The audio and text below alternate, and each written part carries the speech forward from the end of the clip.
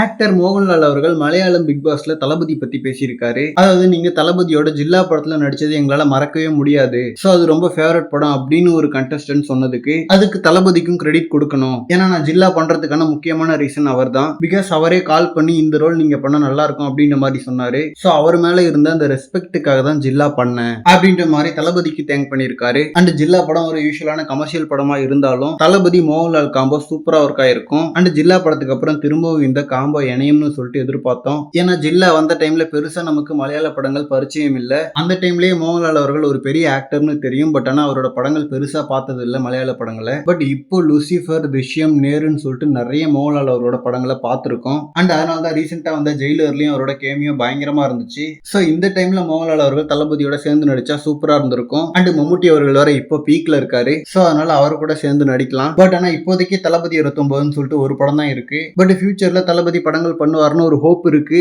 So அதனால அப்போ அமைதான் பார்க்கலாம். ஓகே ஃப்ரெண்ட்ஸ், இந்த மாதிரி தளபதி பத்தின ஹாட்டான அப்டேட்ஸ்க்கு நம்ம ஜெய் ஃபோர்ட் சேனலை சப்ஸ்கிரைப் பண்ணுங்க. தேங்க்யூ.